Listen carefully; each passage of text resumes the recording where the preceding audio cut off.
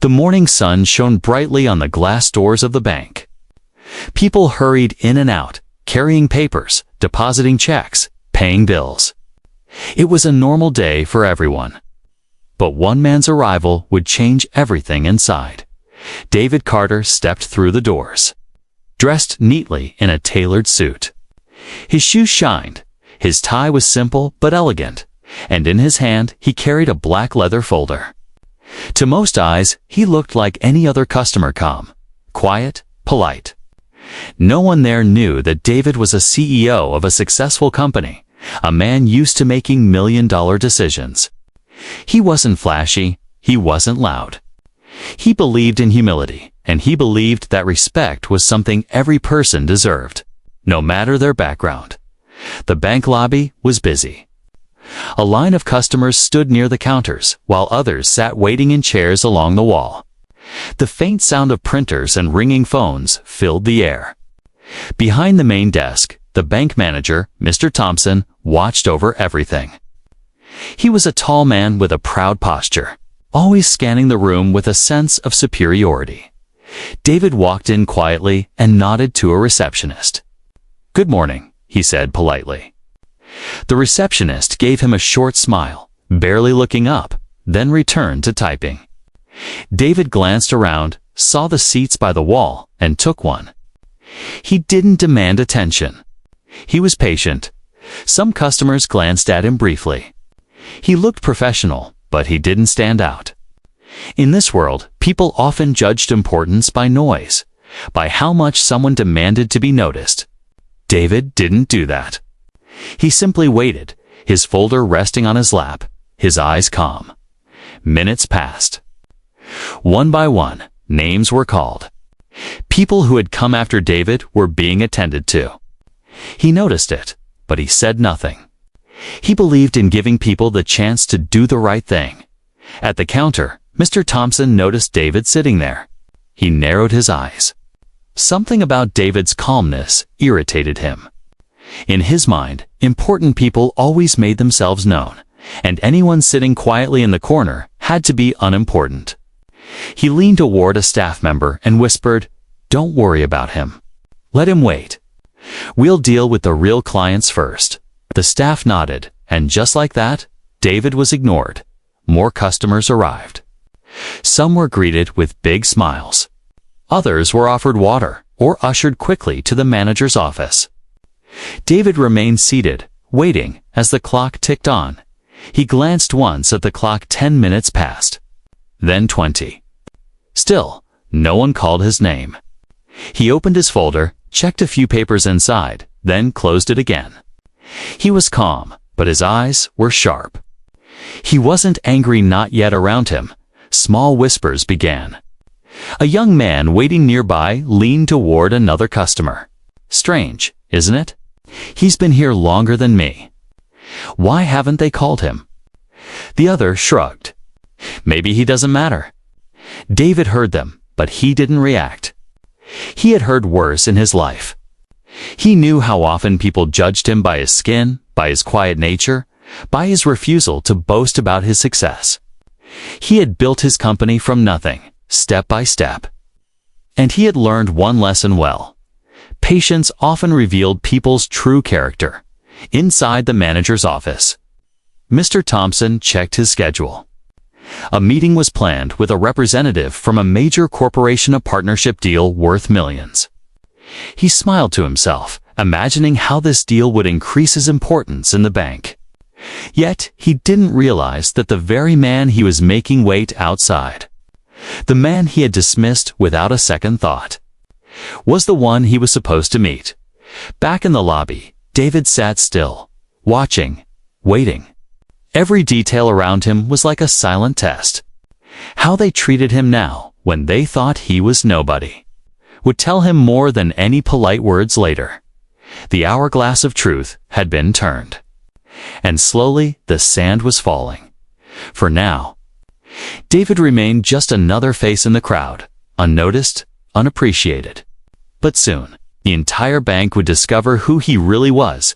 Their careless judgment would come back to shock them all. David Carter, had already been waiting for nearly 30 minutes. The folder still rested on his lap, his posture calm and straight. From time to time, he glanced at the clock on the wall. He wasn't impatient by nature. He was a man who had built success through years of patience and discipline. But he noticed what was happening around him. Customers who had arrived long after him were already being served. Some were guided straight to the manager's office with smiles and handshakes. Others were greeted like old friends. Meanwhile, David remained where he was, invisible to the staff. Finally, he stood up and approached the counter. His steps were steady, his voice polite. "Excuse me," he said to the teller. "I've been waiting a while. Could I please see the branch manager?" The teller glanced at him, then at Mr. Thompson, who stood nearby. Mr. Thompson's eyes narrowed. He walked over with an air of superiority, his suit crisp, his chin lifted high. "Yes?" the manager asked coldly, as though David had already inconvenienced him. "I'd like to speak with you," David replied calmly. "It won't take long." Mr. Thompson let out a short laugh under his breath. He looked David up and down, from his simple leather folder to his polished shoes. In his mind, he had already judged the man standing before him. He saw only a black customer who didn't seem loud, demanding, or visibly wealthy. Someone who could wait. "You'll have to sit down," the manager said flatly, waving his hand dismissively. "We have important clients ahead of you." David tilted his head slightly. "I've already been waiting." His tone remained calm, but his words carried quiet firmness. The manager smirked, his voice dripping with arrogance. "Then you'll wait some more. That's how it works here. People like you need to be patient." The words landed like a slap. A few customers nearby turned their heads, shocked at the open disrespect. Others shook their heads quietly, unwilling to interfere. The staff behind the counter exchanged uneasy glances. But none dared to speak against their boss. David looked at the manager for a long moment. His eyes were steady, unreadable. Then, without a word, he turned and returned to his seat. His calmness was mistaken for weakness, but inside, he was observing, taking note of every detail. The whispers began again. A young woman waiting for service leaned toward the man beside her. "Did you hear that?" He just brushed him off. The man shrugged. "Manager probably thinks he's nobody. Look at the way he waved him away." Back at the counter, Mr. Thompson chuckled to himself. To him, this was normal. He had always treated people according to appearances. Those in flashy suits or carrying fancy names were ushered in with respect. Those who looked ordinary were made to wait. In his mind, this was how power worked. Another hour slipped by. David sat silently, his folder unopened, his face calm. But each tick of the clock deepened the tension in the room. Even some of the staff began to grow uncomfortable. They could see the unfairness, yet no one dared question the manager. Finally, another customer who had arrived only minutes earlier was escorted past. David straight into the office. Mr. Thompson patted the man on the back and said loudly, "Always a pleasure to serve our important clients." His words carried across the lobby, meant for David to hear. David lifted his eyes briefly, meeting the manager's gaze. There was no anger in his face, no raised voice, only quiet strength. Then he looked back down at his folder, to everyone else. It looked like he had been defeated, like the manager's arrogance had won. But in truth, David was waiting for something bigger. He was giving the manager enough rope to show his true character. The bank buzzed with activity. But an unspoken tension hung in the air. Customers noticed. Some whispered that the manager was being unfair. Others stayed silent, unwilling to risk embarrassment. And through it all, David waited 2 long hours, treated as if his time meant nothing. What the manager didn't know, what none of them knew, was that the man he dismissed so carelessly was no ordinary customer. He wasn't there to beg for service. He was there to test it, and soon the bank would learn a lesson they would never forget. The clock on the wall ticked louder and louder as the minutes dragged into hours. David Carter sat quietly in his chair, his black leather folder resting on his lap. His posture never changed, straight, calm, composed. But around him, the atmosphere shifted. The longer he waited, the more people began to notice. At first, it was just whispers. A young man leaned toward his mother. "That guy's been here forever. Why hasn't anyone called him yet?" She shook her head softly. "Maybe they don't think he's important." Another customer, sitting across from David, muttered under his breath, "Strange. They've called people who came after him." His friend shrugged, smirking. "Maybe he doesn't have much business. Maybe they don't care." David heard the whispers. He noticed the stares. But he didn't move. He knew that reacting in anger would give the manager exactly what he wanted, a reason to dismiss him further.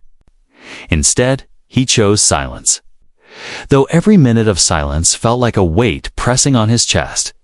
At the counter, Mr. Thompson grew bolder. He strolled past David once, glancing down at him with a smirk. "Still waiting," he said loudly enough for others to hear. Patience is a good lesson to learn. His voice dripped with arrogance, and a few staff members chuckled nervously. David lifted his eyes slowly. He didn't reply. He simply looked at the manager with calm, steady eyes before lowering them again. That silence, stronger than any words, unsettled more than one person in the room. But the humiliation continued. A group of younger staff stood behind the desk, whispering and laughing quietly. One of them nodded toward David. 2 hours already. Why doesn't he just leave? Another shrugged. Guess he doesn't have anywhere better to be. Their laughter wasn't loud, but it was cruel. Even some customers joined in. A man in a flashy suit chuckled to his wife. Look at him, sitting there like he owns the place. Doesn't he realize nobody's going to call him? His wife giggled, nodding. Every word, every laugh was like a blade. But David remained composed. He had spent his life facing people who judged him for his skin, his quiet nature, his refusal to boast. He had built his empire by letting actions, not arguments, prove his worth.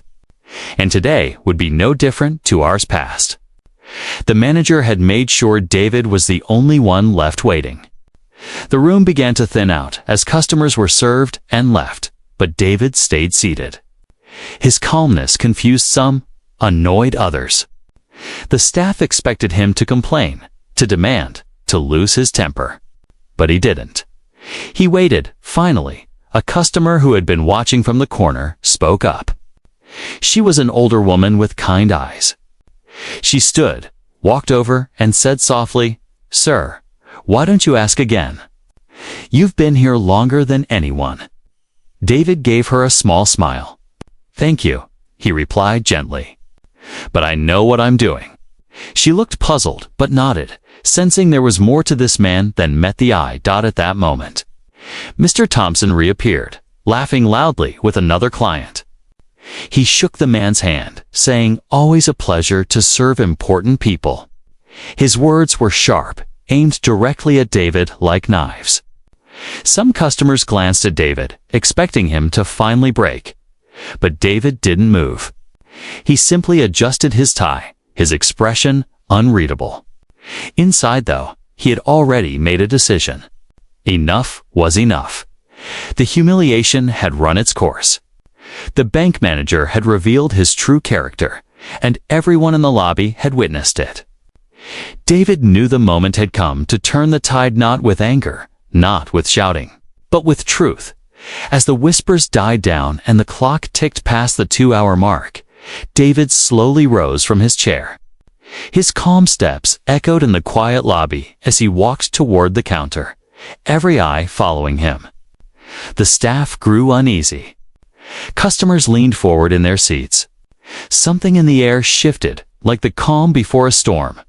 Mr. Thompson raised an eyebrow, smirking as David approached. "Finally had enough, did you?" he asked, Mokingly. David stopped in front of him, his voice calm but steady. "I'd like to speak with the senior executive now." The manager laughed loudly, shaking his head. "And who exactly are you to request that?" His tone was mocking, dismissive, cruel. The lobby went silent. Everyone leaned in, waiting for David's reply. What they didn't know was that the man they had humiliated for hours was about to reveal a truth that would shake the entire bank to its core. Asterisk. The lobby was silent as David Carter stood at the counter. For 2 long hours, he had been ignored, mocked, and humiliated. Now, every eye was on him. Customers leaned forward in their seats. Staff froze in place.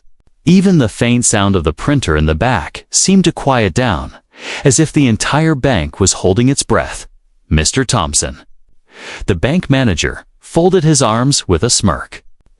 "You've waited this long," he said, his voice dripping with arrogance. "What makes you think you can suddenly demand to see a senior executive?" David's gaze was calm. His voice was steady, almost too soft for the tension in the room. "Because the matter I came here for isn't with you." Gasps rippled through the crowd. Some customers exchanged wide-eyed glances.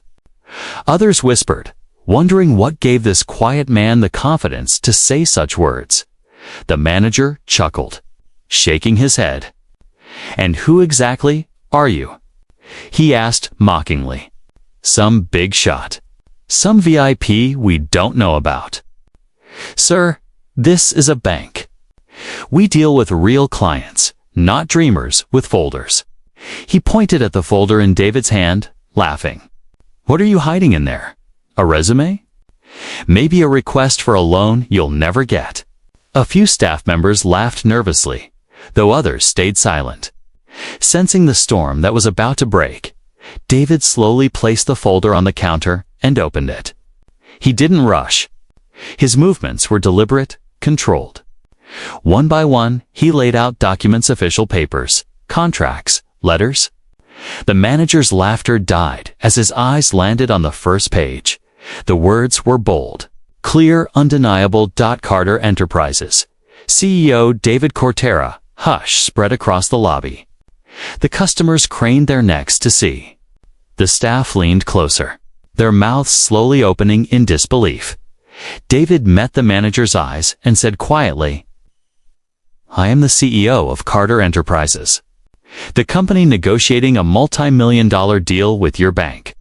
The silence was deafening. Then came the gasps. One woman in the back whispered, "He's the one." "I've read about Carter Enterprises in the news," another man muttered. "That company is worth millions, maybe billions." The color drained from Mr. Thompson's face. His smirk vanished, replaced by a pale expression of shock. His lips parted, but no words came out. He stared at the papers, his arrogance collapsing into fear. David didn't raise his voice. He didn't gloat. He simply stood there, calm and unshaken. "You kept me waiting 2 hours," he said softly, "because you assumed I was unimportant. You judged me by appearance, not by truth." The words echoed through the room like thunder. Staff lowered their heads. Customers shifted uncomfortably, ashamed of the whispers they had joined earlier. The weight of the moment pressed on everyone present. Mr. Thompson stammered, his voice trembling. I didn't know." "If I had realized," David interrupted, his tone firm but still calm. "That's the point. Respect should never depend on who someone is or what you think they have. It should be given to every person who walks through those doors." The crowd was silent. Not a whisper, not a laugh. Only wide eyes and the sound of the clock ticking on the wall. The receptionist, who had barely looked at David earlier, now stared down at her desk, her face flushed with guilt. The young staff, who had laughed nervously, wished they could disappear. And Mr. Thompson, the proud manager who had strutted around moments earlier, now stood frozen, stripped of all his arrogance. Finally, David gathered his papers and placed them back into his folder. He straightened his jacket and spoke once more, his voice calm but powerful. "I came here today to discuss a partnership deal. But after this experience, I'll need to reconsider whether this is the right bank to trust." Gasps filled the room again. Customers exchanged shocked looks. The staff paled even more. Losing a deal with Carter Enterprises wasn't just embarrassing. It could ruin their branch's reputation. Mr. Thompson's hands trembled as he reached out. "Please, Mr. Carter, let's discuss this. We can fix this. I'll personally handle everything." But David had already turned toward the exit. His quiet steps echoed across the lobby. Every head followed him as he walked out, his dignity shining brighter than any arrogance in the room. The bank had dismissed him as nobody. Now they knew he was somebody, and more than that. He was the lesson they would never forget. Asterisk, the air inside the bank felt different now. Just moments earlier, laughter and whispers had filled the room. Now there was only silence, thick, heavy, almost unbearable. Every person's eyes were fixed on the folder David had placed on the counter. The name on the documents seemed to glow brighter than the polished lights above. Carter Enterprises. CEO David Carter. It wasn't just a name. It was power. It was reputation. It was respect. Customers who had mocked him with whispers now stared with wide eyes, mouths slightly open. Some remembered reading about his company in the business news. A woman in the corner whispered to her husband, "That's him. I saw his photo in the paper last week." They called him one of the youngest black CEOs in the country. Her husband nodded silently, his face pale. Behind the counter, staff who had once giggled nervously now stood stiff, their smiles gone. One young teller swallowed hard, realizing he had joined in the quiet laughter earlier. His stomach turned with guilt. But the one most shaken was Mr. Thompson, the proud bank manager who had strutted through the lobby only minutes before now looked like a man standing on the edge of collapse. His face had lost all color, his confident smirk replaced with fear. Beads of sweat formed on his forehead as he stammered, Mr. Carter." "I didn't realize." David turned his calm gaze on him. "That's the problem," he said quietly, his voice cutting deeper than a shout. "Respect isn't something you give only when you realize someone is important. Respect should be given to every customer who walks through these doors." The words echoed through the bank. Customers shifted uncomfortably in their seats, realizing they too had judged him by his silence, by his skin, by his calm patience. The staff lowered their heads, unable to meet his eyes. Mr. Thompson's lips trembled as he tried again. "Please, Mr. Carter, If I had known who you were, I would have." David cut him off with a steady tone. "You would have treated me differently. And that is exactly the problem." Gasps rippled softly across the room. It was the truth, spoken plainly, undeniable. One customer, an older man sitting by the window, finally broke the silence. He spoke loud enough for everyone to hear. "He's right. We all saw it. They ignored him. They made him wait for hours while they rushed others ahead. If this is how the bank treats people, then what does that say about all of us who stayed silent?" His words struck like a bell. The crowd murmured in agreement, shame creeping into their voices. Mr. Thompson's pride cracked completely. He leaned forward, desperation in his voice. "Mr. Carter, please, let me make this right. I'll personally handle your account. I'll ensure you get the best service. Just give me another chance." David didn't raise his voice. He didn't insult the man. He simply gathered his papers and slipped them back into his folder. His movements were calm, deliberate, powerful in their silence. When he looked up, his eyes met the manager's trembling ones. "I didn't come here for apologies," he said softly. I came here to see how this bank treats its clients. Now I know." The room was silent again. Not even a cough or a shuffle. Just silence and the sound of truth sinking into every person's heart. David turned slightly, addressing not just the manager, but everyone in the room. The measure of respect is not shown when you serve the wealthy or the powerful. It's shown in how you treat those you think are ordinary. Because in those moments, you reveal your true character. A woman near the back, who had laughed earlier, lowered her eyes and wiped away a tear. The young teller bit his lip, guilt flooding his chest. Even the receptionist who had brushed David off at the start now looked down at her desk. Ashamed by for the first time that day, the bank manager had no words. His arrogance, his power, his pride gone. All that remained was regret. David picked up his folder, adjusted his jacket, and began to walk toward the exit. The crowd parted silently, their eyes following him. No one dared speak. No one dared laugh.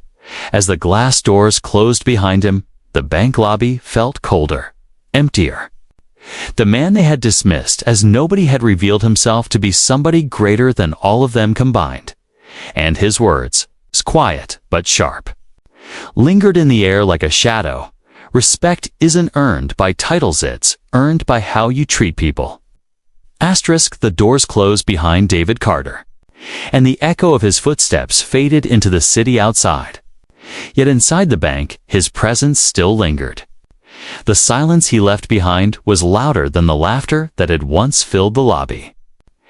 Everyone remained frozen, as if time itself had stopped the moment he walked out.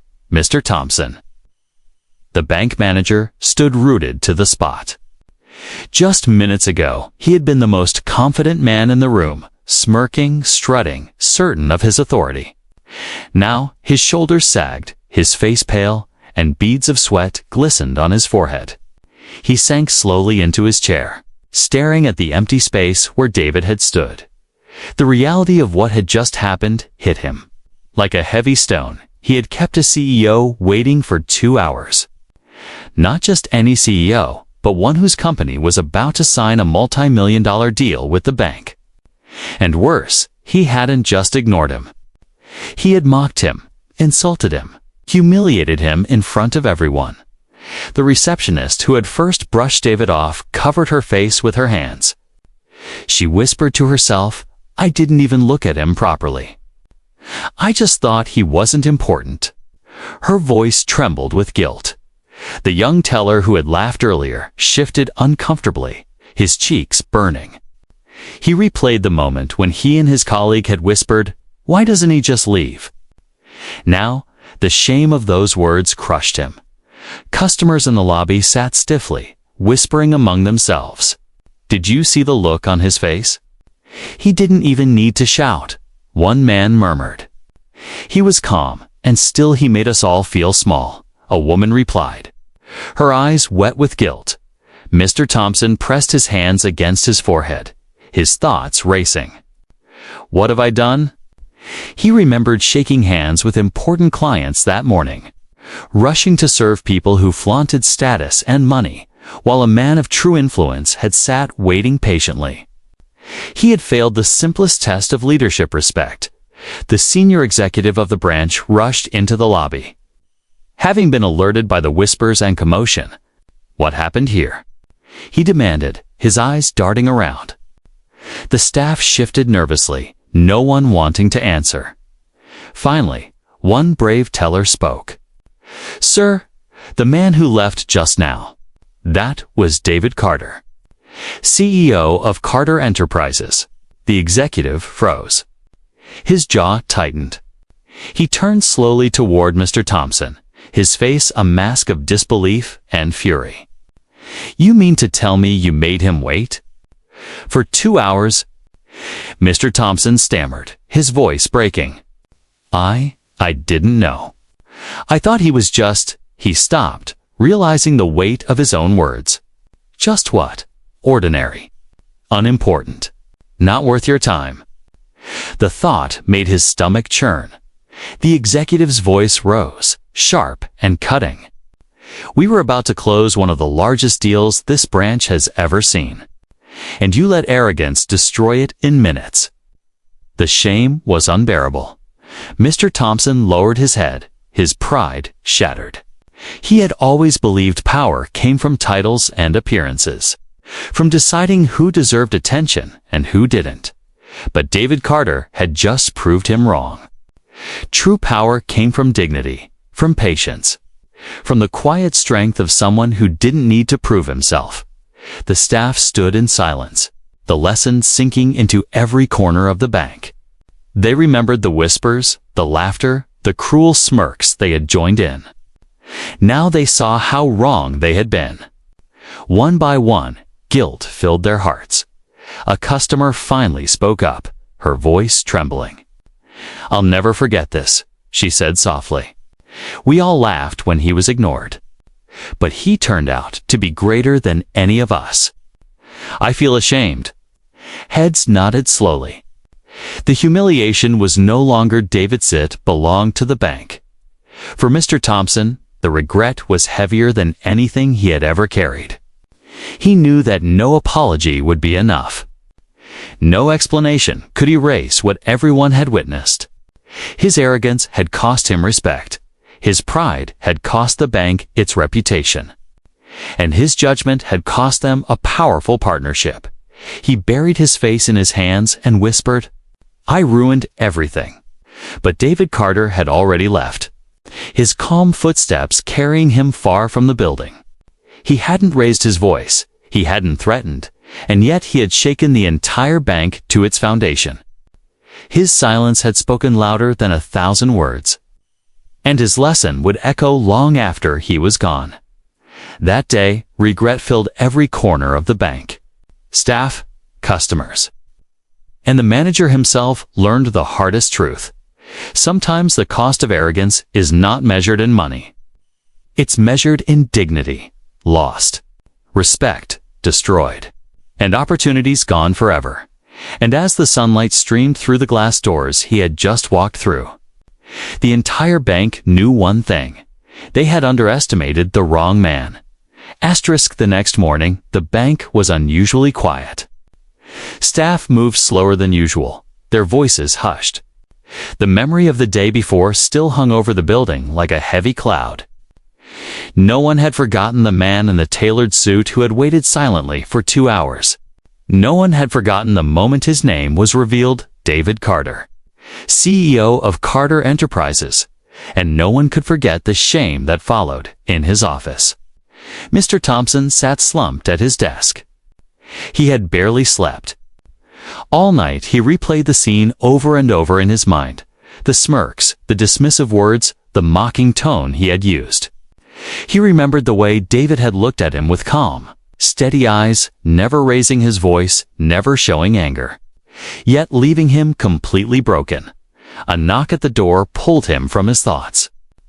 The senior executive entered, his face stern. He placed a file on the desk.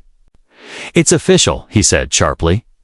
"Carter Enterprises has withdrawn all negotiations with this branch. The deal is gone." The words landed like a hammer. Mr. Thompson lowered his head, his chest tight. Millions lost. A reputation destroyed. All because of 2 hours of arrogance. The executive didn't stop there. His voice grew colder. Mr. Carter didn't file a complaint. He didn't demand your removal. He didn't need to. His silence spoke louder than any report. "Do you realize what you've done? He tested us, and we failed." Yes. The truth cut deeper than any punishment. Thompson nodded weakly, unable to reply. Meanwhile, word of the incident spread quickly. Customers talked about it outside the bank, sharing the story of the CEO who had been humiliated yet remained calm. Some spoke with admiration. He didn't even need to shout. He showed his power without saying much. Others admitted their own shame. We judged him too. We thought he was nobody. But he was greater than anyone in that room. Inside the bank, the staff carried their own guilt. The receptionist who had brushed David off whispered to a colleague, If I had just treated him kindly, maybe it wouldn't have gone this far. The young teller who had laughed nervously admitted. I'll never judge a customer by appearances again. I feel sick about it.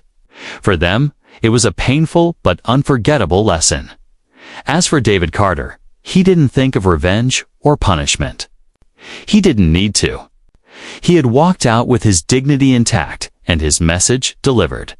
To him, it wasn't about the money or the deal, it was about principle.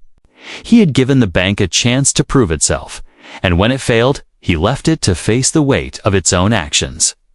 Later that week, David sat in his office overlooking the city skyline. His assistant asked softly, "Do you want to issue a statement about what happened?" David shook his head. "No, let the story speak for itself. The lesson isn't for me, it's for them." He leaned back in his chair, his calm gaze fixed on the horizon. He had faced humiliation, but he had turned it into a moment of power. He knew the story would spread, not because he demanded it, but because people had witnessed it. And in that, the lesson was stronger than any speech he could give.